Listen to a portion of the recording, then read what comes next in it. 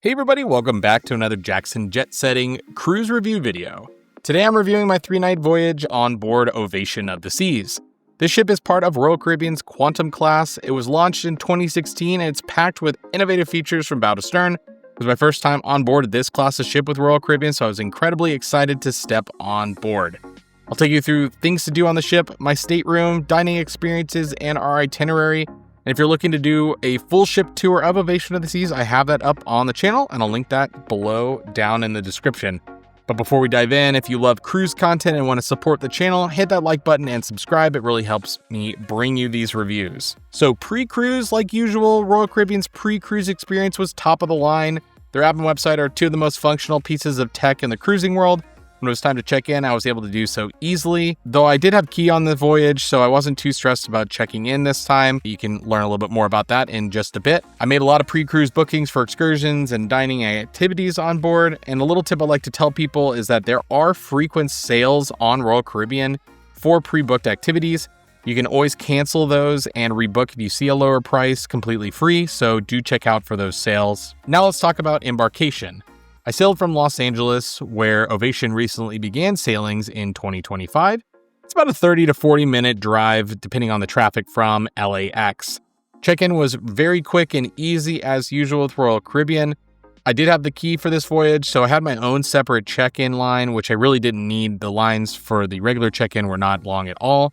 And Royal's check-in process was very quick, and I was on board in less than 15 minutes from boarding. Overall, it's a pretty ugly port to sail from, and I much prefer Long Beach, which is just down the road, but only Carnival sails from there.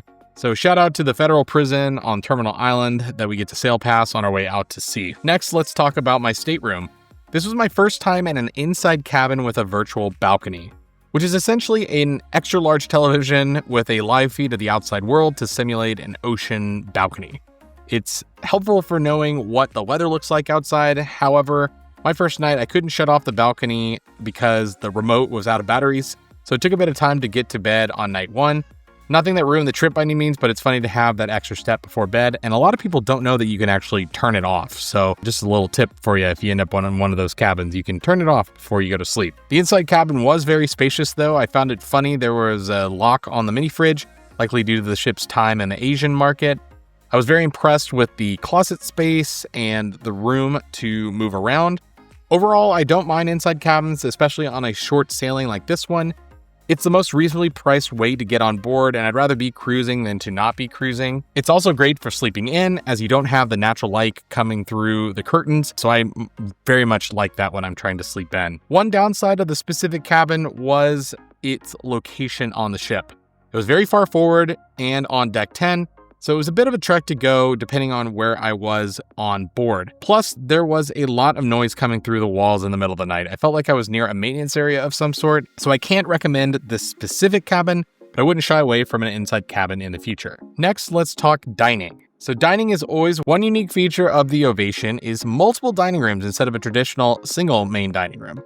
On Ovation, you'll find names like American Icon Grill, Silk, Chic, and the Grand for dinner. This is included in your cruise fare, and you'll choose from 3 dining times or My Time dining. Overall, I do miss the one single large dining room. I think it's more dramatic, and I know that they made the change for later ships in this class, so obviously they heard the feedback and made the change. I also checked out Windjammer Marketplace, which has a great mix of international dishes, made-to-order stations, and plenty of space compared to the other ships. Often I'll eat in here instead of the main dining room during dinner times because it's just a little bit quicker and there's more variety. So if I don't like something, I can always switch it out. It's also open for breakfast, of course, and that's going to be the busiest time in the Windjammer. For specialty dining, I did dine at 2 different restaurants. I tried out Jamie's Italian 2 nights. I had a great waiter in here and he insisted I come back for another night, so I did. Overall, I do prefer Giovanni's as an Italian concept on the other ships compared to Jamie's Italian, but it was still a good meal. I also tried out Azumi, which is just sushi on Ovation. There's no hibachi option currently. I do believe that during the future dry dock, they're going to be adding it, so it was something that I felt was missing from Azumi. I'm surprised that they didn't put that on here. But other restaurants include Wonderland, which is not one of my favorites. It's got a whimsical, molecular gastronomy creation menu that's going on. And it was fun the first time, but it's pretty hit or miss for me with the dishes, so I don't go back to Wonderland. And then, of course, Chop's Grill, which is the classic steakhouse, and it's an absolute treat if you're stepping on board for the first time, or if it's just your favorite restaurant. I think Chops Grill is always a fan favorite. There's also the Solarium Bistro as an alternative option for breakfast, lunch, and dinner. It's complimentary. You can make reservations for it in the app, though, for dinner at least, but it's a secret breakfast option. It's going to be a lot less busy than the Windjammer. And it's very pretty. I like staying in the solarium areas. There's also a few places with an a la carte menu, like Vintages, the pub, and even fish and chips on the pool deck, which does have like those lobster rolls. Otherwise, it's free chicken tenders and fried shrimp there. Found the fried shrimp to be pretty low quality, but the tenders were really great. Now let's talk activities on board. The ship is loaded with things to do. I really liked this class of ship. I felt like it was a nice balance of size and things to do. You have the North Star, which is the observation capsule, and you get full 360-degree views. I was incredibly excited about this, and I made a reservation as soon as I got on board the ship's Wi-Fi for the free experience. Sea days, you can have an extended experience that you can pre-book before the cruise, but there is an extra cost to that for about $40 to $50. Ripcord by iFly is the skydiving simulator. It's a very cool, unique Royal Caribbean feature. It's the same thing here. I did a free 1-minute experience. I booked it as soon as I got on the Wi-Fi. There is a paid 2-minute experience that I feel isn't worth the price. The 1 minute was plenty for me. It was really fun and unique. I've always wanted to try that, so it was fun that this was on board a cruise ship. They also have a very unique complex called the Seaplex. It's the largest indoor sports and entertainment complex at sea, or at least it was when it premiered. And they have bumper cars, they have basketball, and roller skating. Since I had the key, I was able to skip the line for bumper cars and roller skating, and that literally saved me hours in line. It's a very low capacity attraction, the bumper cars, so if you do want to do the bumper cars, I highly suggest getting the key for everyone in your party. It made that so much easier, so definitely get the key if you want to do bumper cars. It's very fun, just an absolute blast. I did it twice on my cruise. So for pools in the solarium, there's plenty of places to relax, including the adults-only solarium with floor-to-ceiling windows. I love how the ship has multiple indoor pools for cold weather sailings. So this is a great ship for Pacific sailing, so I think it definitely belongs here in LA or up in Alaska.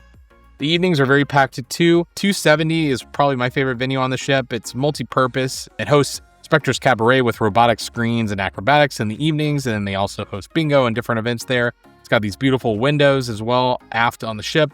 I love that space. And then the Royal Theater is up in the front of the ship, and it puts on those full-scale productions.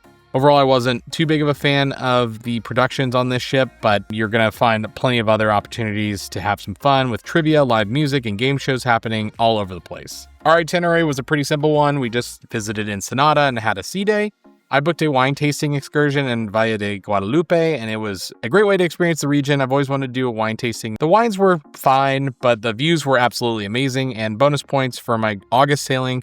That was during harvest season, which was a fun little treat. It's a fun way to spend half the day, but don't miss some of the fun things to do in town in Ensenada. It's not a lot to look at, but they have really great food, so I do always love visiting Ensenada. Overall, Ovation of the Seas lived up to the Quantum class hype, with incredible dining options, unique features like North Star and iFly, and Royal Caribbean's friendly service. The ship I'll happily sail again. If you're thinking about booking, especially for Alaska, Ovation is a great choice with plenty to do for families, couples, and solo travelers alike. If you need help booking, you can reach out to us at jacksonjetsetting.com/book for a free quote. And don't forget to check out my full ship tour and my tips and tricks for sailing on Ovation of the Seas videos. Both are linked down below in the description. Thanks a lot for watching, and we'll see you on the next video.